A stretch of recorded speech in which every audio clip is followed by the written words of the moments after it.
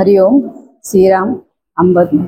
माझं नाव सुषमा विरा तारे, पुरण उपासना केंद्र। माझा मी उपास बापूंच्या इथे 2001 पासून येत होती, पण 2001 पासून मी उपासनेला यायला लागली। तेव्हापासूनचे माझ्याकडे खूप बापूंचे अनुभव, म्हणजे बापूंनी मला झिरोतूनच वरती आणले। त्याच्यामुळे मी आता माझा हा अनुभव म्हणजे माझा अनुभव सांगते। 2016चा आहे। 2016ला मी पडली होती, माझा ऑपरेशन झालेला। तेव्हा ऑपरेशन झालं तेव्हा मला शुगर झालेली। ते शुगरच्या गोळ्या मला चालू होत्या। 2016 पासून ज्या गोळ्या चालू होत्या आतापर्यंत म्हणजे कळलं नाही शुगर आहे म्हणून त्या गोळ्या आम्ही चालूच ठेवलेल्या, पण त्या गोळ्यांनी मला काय होतं ते कळत नव्हतं। पण जेव्हा हळूहळू मला ते गोळ्यांचा रिलेशन होता, पण ते मला कळलं नाही। मला वाटलं मी आपला ताप आला काय आलं की मी बापून दवाखान्यात जायची, तर डॉक्टर मला गोळ्या द्यायच्या, त्या मी गोळ्या घ्यायची। त्या गोळ्यांनी मला रिएक्शन व्हायचं, म्हणजे डोळे सुजायचे, खाज यायची, असे खूप डॉक्टर केले, पण मला काय त्याचा फरक पडत नव्हता। तेवढ्यापुरतं नॉर्मल बरं वाटायचं। आणि इतके वर्ष ते असं चालूच होतं की मला असं वाटायचं मला काहीतरी होते, पण नेमकं काय कळत नाही। मग नंतर मला असं थोडी तब्येत व्हायला लागली, जाड झाली। तेव्हा मी बोलायचे, सगळे मला बोलायचे बापरे तू आता जाड झालीस। मला असं वाटायचं की माझ्या आता सुखाचे दिवस आलेत, म्हणजे तेव्हा खूप परिस्थितीतून मी कठीण परिस्थितीतून गेलेली, पण माझे आता दिवस चांगले आलेत म्हणून मी सगळ्यांना बोलायचे मी आता तब्येत झाली, आता मला काही टेन्शन नाही, काय नाही, मुलं कामाला लागली, मुलगी आहे, मुलगीचं लग्न वगैरे पण सगळं, म्हणजे मला असं चिंता नव्हती कशाची। म्हणले आता मी चांगली झाले। मग असं करता भरपूर वर्ष त्याच्यामध्ये गेले। 2016 पासून 2024 लॉकडाऊन पण त्याच्यामध्ये गेलं, तरी मला तो त्रास व्हायचा, पण मला असं मला त्या डॉक्टरकडे गेल्यावरती काय होते, ताप येते, ह्याच्याने होत असेल, मी नॉर्मल याच्यावर गेले। नंतर मी अशी खूप जाडी झालेली तर मग मी म्हणली बापरे आपल्याला काय एवढं, सगळी बोलायची एवढी जाडी झाली, म्हणजे हो जाडीच झाली। आता एकदा खूप असं झालं की म्हणजे माझे हातपाय वगैरे थंड पडायला लागले।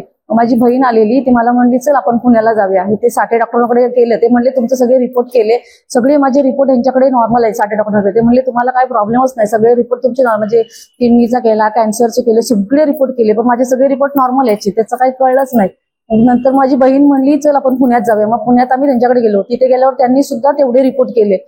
एवढे रिपोर्ट करून पण मला काय कळतच नव्हतं की डॉक्टरांना मला काय आजार आहे, तो आजारच नाही। शेवटी आम्ही 2 महिने त्याच्यामध्ये घालवले आणि लॉकडाऊन संपला आणि मी असेच बसले होते दुकान, म्हणजे मला छोटंसं दुकान आहे, मी दुकानात बसले होते, असे थोडेसे पाय वरती गेले तर मला आहे ना खालून सूज चढली, असं पायाला की खालून सूज चढल्यावर दोन्ही पाय माझे सुजले, पूर्ण सूज चाललेली, म्हणजे माझं तेव्हा 70 किलो वजन झालेलं होतं, म्हणजे एवढं माझं वजन वाढत चाललेलं। तर मी बोलली, माझा मुलगा होता जवळच, मी त्याला म्हणली आशिष मला ना आता काय माझं खरं नाही, मला आता पूर्ण पायापासून वरपर्यंत सूज चढली, खालून सूज चढली, म्हणजे लोक बोलतात ना माणसाला खालून सूज चढली की त्याचं आयुष्य संपत झालं, असं मला वाटलं की माझं पण आता आयुष्य संपत झालंय।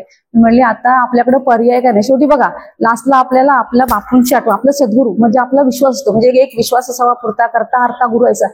मला माझी लगेच बापू आठवली।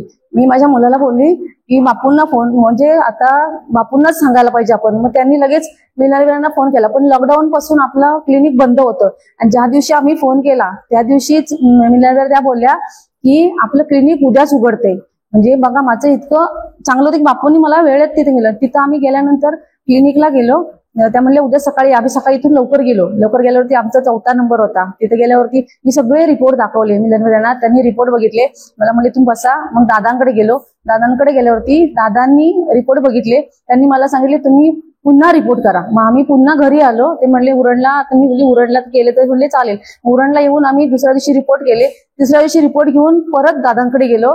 दादा म्हणले की रिपोर्ट नॉर्मल आहेत, म्हणजे एवढे रिपोर्ट केले तर सगळे रिपोर्ट नॉर्मल आहेत, मग प्रॉब्लेम काय आहे। मग मला म्हणले तुम्ही बाहेर बसा।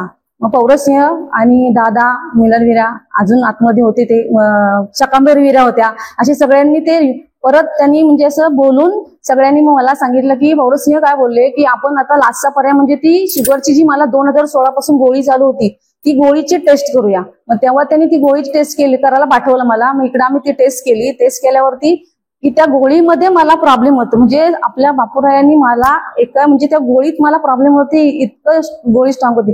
घेऊन गेल्यावर दाखवल्यावरती मग दादा म्हणले की आपण आता इथं सगळे औषधं बंद करायची। मग तिथं सगळे औषधं बंद केली। मग दादांनी मला औषध दिली, दर म्हणजे 15 दिवसांनी मला टेस्ट करून चेक करायला द्यायचं। तर आता मला औषधं चालू असून 2 वर्ष झाली। 2 वर्षात म्हणजे मी हळूहळू वजन कमी झालं, माझी तब्येत वगैरे चांगली झाली आणि माझी रक्तातली शुगर गेली। दादा आणि माझ्या डोक्यावर हात ठेवला, दादा म्हणले अंबत नक्की आता सगळं नॉर्मल, पण मला अजून काय होतं ते अजूनपर्यंत म्हणजे कळलं नाही, फक्त एवढंच कळलं की मला फक्त ते गोळीचा प्रॉब्लेम होता। हरिओम श्रीराम अंबद।